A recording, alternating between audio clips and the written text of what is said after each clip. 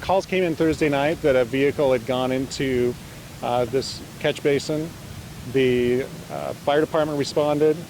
At that point, the fire department didn't find a vehicle in the ravine. We've received calls since then. Staff from the city came out, public works staff, took a look at the area. The mud was so deep, they did not find any vehicle.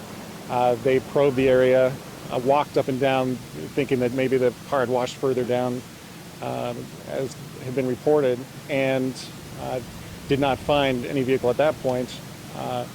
They came back with an excavator and, under the direction of the fire department, started excavation and found the vehicle. And at that point, turned it over to fire department to do an excavation on the vehicle.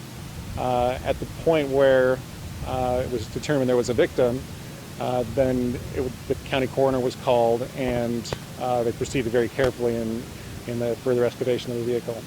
There wasn't a missing person report from the family member. There were reports of a vehicle that had been washed away. There were actually two other vehicles that were actually behind that vehicle. So those vehicles didn't quite make it into that catch basin, but you can see the tremendous amount of dirt and mud, and as it's piled up, still that basin is 12 feet deep. There was probably 6 feet from the actual top of the mud line before there was any evidence. In fact, this morning the city workers came out with their probes, and they still didn't have any evidence of a vehicle. So they wanted to continue to follow up, and it's now taken some time in order to get the conditions right where they can actually make the excavation and to confirm a vehicle or evidence of a vehicle. As they began to dig further down, they discovered what appeared to be a human hand protruding from the vehicle. At that point, the digging stopped.